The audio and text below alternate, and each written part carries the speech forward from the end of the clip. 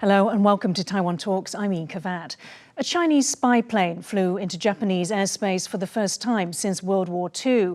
Days later, a Chinese Navy survey ship also sailed into Japanese territorial waters, staying for nearly 2 hours. This as Beijing threatened severe economic retaliation against Japan for further restrictions on chip-making equipment to Chinese firms. Is Beijing testing Tokyo amid the political vacuum left by Fumio Kishida's announcement that he will not contest the next election? And as China's Foreign Minister Wang Yi describes current relations between Japan and China as at a critical stage, we look at whether Beijing has a strategy to curb Japan's involvement in the South China Sea and deter its strategic shift in the security of the region.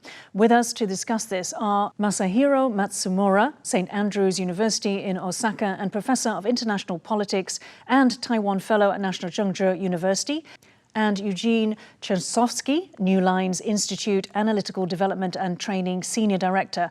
A very warm welcome to the show, both of you. Thank you. Thank you. On August 26th, a Chinese Y-9 reconnaissance plane flew along the eastern side of the Senkaku Islands in the East China Sea. It entered Japanese airspace over the small uninhabited Danzhou Islands for 2 minutes at 11:29 a.m. Beijing denied the flight incursion was intentional. This despite Japanese warnings and jets scrambled to intercept the craft. On August 31st, a Chinese Navy survey ship entered Japan's territorial waters west of Kuchino-Erabu Island around 6 a.m. It left the waters southwest of Yakushima Island at around 7:53 a.m. Japan sent a minesweeper and patrol plane to monitor the Chinese vessel. It marked the 10th entry by a Chinese survey ship into Japanese waters off Kagoshima Prefecture since November 2021. Professor, let me come to you first. So how serious are these incidents and what's the feeling in Tokyo as a result? Well, we are trying to figure out what has happened, so we don't know yet how serious they are. But two incursions have significantly increased the uncertainty of Beijing's intention and the risk involved. We also had a very exceptionally large typhoon approaching to Japan. So we had two typhoons at the time that put us on alert. Right. So a period of instability. And also, Professor, China as well as Taiwan obviously claim Senkaku Islands, but does Beijing also, in fact, claim the southwestern tip of Japan, those islands there? Yes. They have claim based on the rules of the extinct Sinocentric order, which is quite different from say, international law under the Westphalia international system. So apparently, Beijing and Tokyo and Washington have a quite different worldviews. Right. And so you see this as a very major threat to Japan's sovereignty as a result? Yeah, pretty much. Right, okay. And Eugene, do you see this perhaps as retaliation from Beijing? Because there was an incident in July when Japanese destroyer sailed into Chinese territorial waters. They were basically surveying the military exercises that were happening there at the time. Yeah, I think that we can definitely look at this as a retaliatory act by China, not only in response to the event that you mentioned with Japan, but also right now we see a lot of increasing tension between the U.S. and China. I don't think it was a coincidence that these activities happened around the same time that U.S. National Security Advisor Jake Sullivan was in Beijing for a lot of meetings. There's been a lot of contention between Washington and Beijing over a whole host of issues. So I think definitely this is China sending a message both in the air and in the sea. Oh, so you see that the message is actually to the U.S., but Japan is at the receiving end of all of this. Well, I think the message can be to multiple players, including to the U.S., but also to Japan. We're seeing a lot of increased friction, obviously, between those bilateral ties between the U.S. and China, but also with a lot of U.S. allies and partners in the Indo-Pacific region. So, I think this message is being sent to a lot of different players, not just to U.S. or Japan. Yeah, but it's also a huge escalation because there is a difference between ships sailing into territorial waters. There is the idea of innocent passage, but to actually fly into, Professor, I direct this to you, into a sovereign airspace is a completely different matter. Completely different. There is no innocent passage in airspace because, a flying object, the velocity is so fast, so there is no moment for the deliberation. So once you see that unidentified foreign airplanes intrude into your airspace, that could be intercepted immediately. But Japan did not do that because of our domestic legal constraint under the pacifist constitutions. Yeah. So Eugene, how dangerous was that move, given what we've heard from Professor? Right. So I think this is definitely can be looked at as an escalatory move. Yet at the same time, I think China, the U.S., Japan, and really all parties in the region do have an interest to make sure that those escalations are contained. Right now we're talking about temporary, albeit significant, intrusions into airspace. The maritime issue, we've seen actually several incidents like that over the past year. But as we talked about before, there is definitely a message being sent about China's unhappiness with the developments going on in the military space, but also in the economic space, which I'm sure we'll get into in a little bit. But at the same time, I think that all parties have an interest in making sure to prevent any kind of major military escalation from happening. Right. Professor, putting that aside in terms of messaging and retaliation, what do you believe that Beijing got out of it, in terms of a military or reconnaissance aspect? This Air Force spy plane came into the Japanese airspace, but we don't know the actual military objective. But also, we don't know the political motive. But of course, we can speculate, and then. The speculation is about the fact that Danjo Islands are close to Fuku and Shimokoshiki, where they have essentially the defense ministry's radar facilities that can basically detect ballistic missiles. Is that correct? Not really, but they like to make sure how we could intercept incoming aircraft from China with our air defense system. And also, Kyushu Island, one of the 4 major islands, has a major U.S. and maritime SDF, Self-Defense Force, naval fort. So they like to make very much interested in how the Japan and the U.S., these 2 navies, coordinate our military actions. Yes. Very interesting point there, Eugene, that coordination, because as you said, there's been a lot of activity. There's also been the announcement that there's going to be a new U.S. command in Japan, where there will be a 4-star military general who is making decisions on the ground there and essentially upgrading U.S. forces in Japan. So, what do you think Washington, what message is being received by Washington there? Right. So I think that the U.S. is really trying to shore up its solidarity with a number of regional allies. We've already talked about Japan. The South China Sea, there's been a lot of activity between China and the Philippines, for example. And really what the U.S. is trying to send the message to China is that, yes, right now is a very dynamic political time in the U.S. with the elections coming up, but really that this issue of China and shoring up its support of U.S. allies in the Indo-Pacific is an issue that goes beyond administrations. Right. Professor, you wanted to respond? Yeah. I think, that Kishida is outgoing. And Biden is also. So democracy is most vulnerable at the time of power transition. So Beijing tried to figure out maybe there is a window of opportunity for them to opening. Yeah. So maybe that's a bottom line motive for them. Did you expect Kishida to have some sort of response?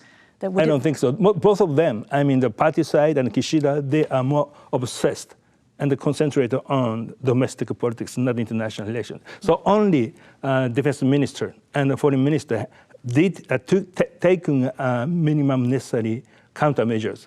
But we have observed very lukewarm responses from the political side. Right. And Eugene, turning to the Chinese response, how do you assess that? They said it is not our intention to fly into anybody's airspace. Should Japan expect an apology or an explanation?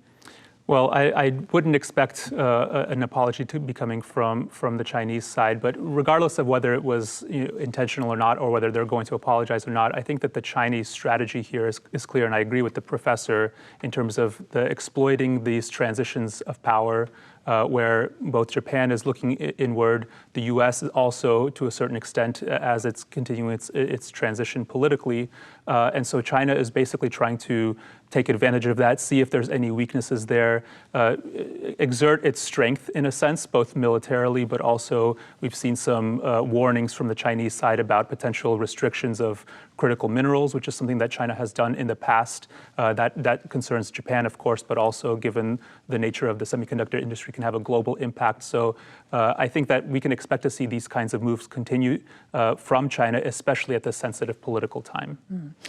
Okay, now Japan's defense ministry asked for a record $58.4 billion in its budget request for 2025, driven up by the cost of a satellite network for counter-strike capabilities. Japan intends to launch the satellite constellation to detect and track long-range missiles, reaching full-scale operation by 2028. It will be used to provide counter-strike capabilities, allowing Japan to hit sites that pose an imminent threat to the country. The equipment portion includes $20 billion to acquire about 300 sets of small attack drones. Russia's invasion of Ukraine has highlighted the importance of a drone-based defense strategy.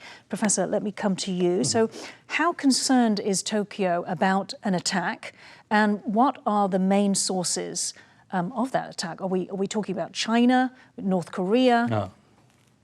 Well, we've seen many things happening in a very short period of time, so we get confused. But essentially, we have three different military systems going on. And then we have a theater missile defense system primarily against North Korean ballistic missile. And we also have recently concluded a plan to acquire 400 US Tomahawk, which has to download digital contour mapping for navigation, downloadable from US satellite. So that's the second thing. And also, the new satellite system is designed for situational awareness, tracking, and queuing, and possibly fire control. So these three things are different. So maybe your question as soon have some problem mixing oranges and apples. Okay. So why don't we talk about where, that sense of threat, where is it strongest for Japan? Is it China, as in perhaps a Chinese invasion of Taiwan, or is it an attack directly on Japan from North Korea? Well, each of problem, Taiwan, East Asia, East China Sea, on the South China Sea, is manageable, although the Taiwan contingency carries the possibly highest cost. But what we do concern is that Chinese may escalate, or horizontal escalation. That means putting hands everywhere at the same time. So they think that, they may think if problem is big, make it bigger. Okay. Eugene, just staying on a possible Taiwan contingency. So, Beijing hasn't been happy that it's now the fourth year that Tokyo has included a Taiwan contingency in its white paper, defense white paper. This year, it called the Chinese military exercises around Taiwan practice for a Chinese invasion of Taiwan. Now, Beijing, of course, strongly objected to this, and they, in their defense, they said that China's national defense policy is defensive in nature. And of course, they said that Taiwan is a Chinese internal affair. So can you tell me, how are Chinese military exercises around Taiwan defensive?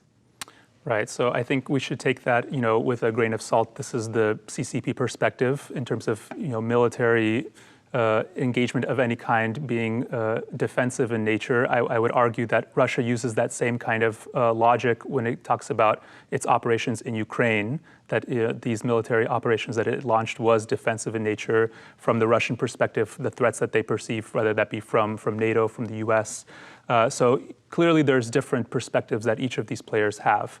I think China has an interest in sort of framing it that way, but as we see things happening on the ground, so to speak, not only around Taiwan, but now most recently these developments around Japan in terms of the airspace and the territorial waters. We've seen a lot of activity happening in the South China Sea with ships basically ramming each other with the Philippines. So China can paint it as defensive. Yeah, and so would you, is there a clear-cut black and white way to simply define the difference between what China is doing, all those things that you mentioned, and the way that perhaps the US and its allies do in terms of its deterrence Sure. Well, I think that you have to look at each case sort of individually. And so military exercises are happening all the time by all of the players that we've mentioned, both on the Chinese side, but also the US and its partner countries as well.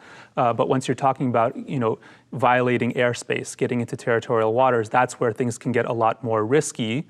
And I think that China is taking those risks, in a very calculating way, meaning that it's testing the waters, so to speak, especially as we've already talked about, during times where Japan may be distracted internally, where the US, they know that, US is involved in a number of different theaters, from the Ukraine conflict to the war in Gaza, involved meaning supporting different countries and, having its bandwidth taken, so to speak. Right, and so a very good point is about the violation of, sovereign airspace or waters, because I don't believe that is what the US and their allies do. They've operated perhaps within Manila's EEZ in the West Philippine Sea, for example, but they haven't gone to violate, the sovereign waters or airspace of China.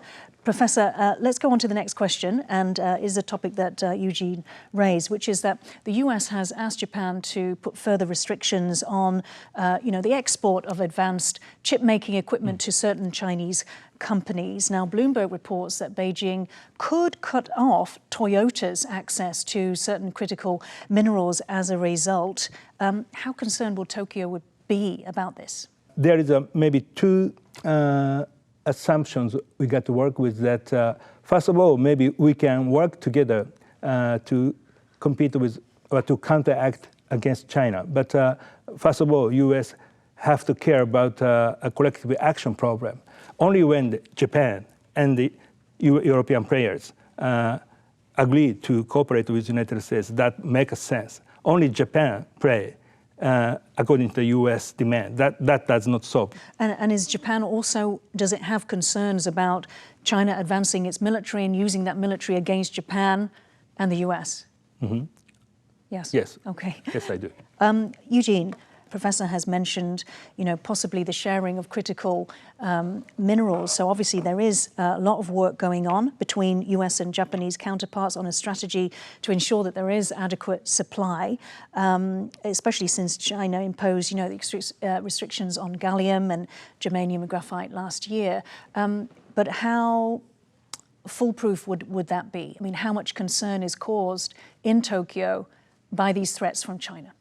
Right. Well, I think that, not to speak on behalf of Japan, but I would be significantly concerned by such threats, especially because if we go back, more than 10 years or so ago, due to disputes that were similar in nature to what we're talking about right now, China actually took the move to restrict rare earth metals to Japan for a period of several months. That was temporary. That ended up getting eased, but it made its pain felt, so to speak.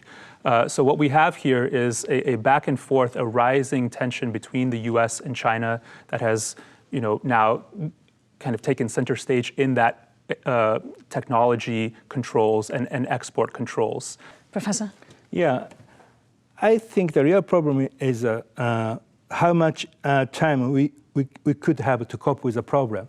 Well, some of the rare earths, the rare metal materials, we could not have any substitute. But when we had embargo from Chinese, but I mean rare earths and rare metal embargoes, it took some time, but we found successfully found substitute for these materials. Right? So China, in the end, faced up the boomerang effect. Right. So they think they put us in difficult position in the end. Mm-hmm. After 1 year or so, they see they have more deep in trouble. So right. The important key factor is that how much lead time we could have in coping with this problem. Right. Yes, because obviously there is innovation, and if China perhaps is not the only suppliers or producers of these things, as you said, given time. So let's go to the South China Sea now. Japan has stepped up its role in the South China Sea in supporting the Philippines and Vietnam in particular in resisting China's expansionist claims. Tokyo has signed a reciprocal access agreement with Manila, allowing each other's troops on each other's territory and also participated in Philippine-led military exercises in Manila's West Philippine Sea. This on top of Japan's delivery of Coast Guard vessels and patrol boats to Manila. Tokyo has also elevated its relationship with Hanoi to the highest comprehensive strategic partnership. Eugene, let me come to you. What would you say is Japan's long-term strategy in the South China Sea? Right, so I think that there's a couple of different things here. One is to ensure freedom of navigation, to ensure that this, the South China Sea is a vital corridor for all economic trade that happens in the Indo-Pacific. And the second is to basically counter China's growing influence and growing activities in this region. I think the South China Sea touches on a lot of what we've already discussed today, from China's tensions with Taiwan to the direct Japan-China tensions, as well as that broader U.S.-China competition. So I think Japan wants to make sure that it has allies, partners, that it's supporting them as China's activity rises in this region, and that trade can be free of any disruptions from the security or military realm. Professor, the South China Sea claimants have shown a willingness, a keenness to work with Japan. What do you think Japan offers them that perhaps the United States doesn't? Okay, I think there is a apparent division of labor between Tokyo and Washington. And then Tokyo is in charge of low-intensity conflict aspect of the problem. And then that means we are more forthcoming in providing these our partners with low-intensity management capacity building, like law enforcement vessels, and also building infrastructure, command and control, infrastructure building, such as ground-based radar. So that's how we try to supplement and complement with U.S. effort. But Japan alone cannot cope with aggressive China, but working with United States together, and also with a soft balancing effort by the other major extra-regional and the secondary allies, that all this package would hopefully be effective to coping with China. Yeah, and do you see China as, now doing everything in its power to resist this movement, and that all the things that we've discussed, the actions from China are this coercion to try to stop Japan taking this role? I don't know, because we are not be able to control what China thinks and how they act, particularly because they have a pretty much great economic difficulties after the gigantic economic bubble burst, and they should be able to cooperate with us.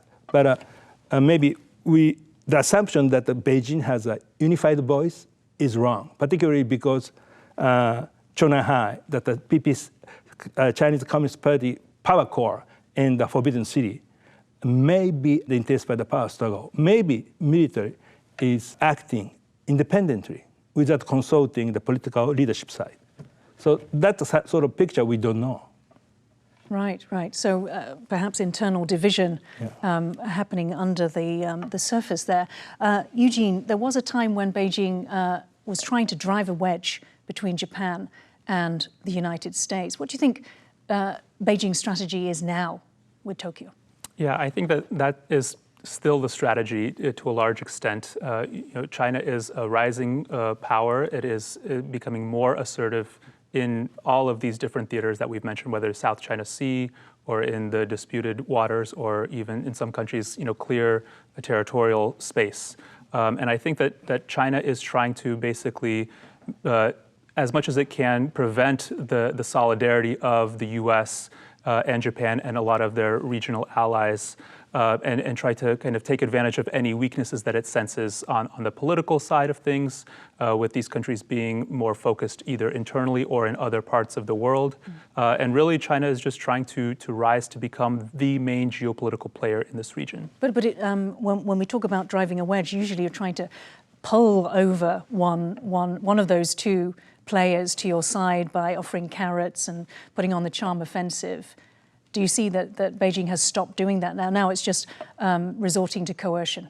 Well, I think those two things can happen simultaneously. There's clearly some coercive acts in the security domain, but China still remains the main trading partner, the main economic partner with most, if not all, of these countries.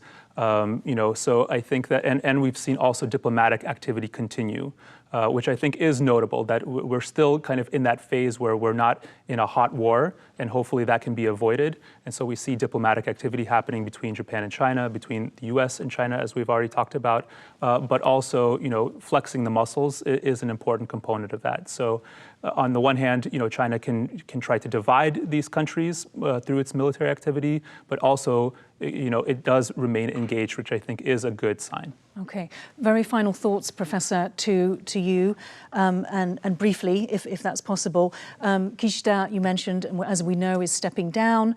What do you think, what sort of changes are in store for Japan without his stewardship? Well, Kishida certainly has taken the strong personal initiative to strengthen our alliance with the United States. But key is without strong public support.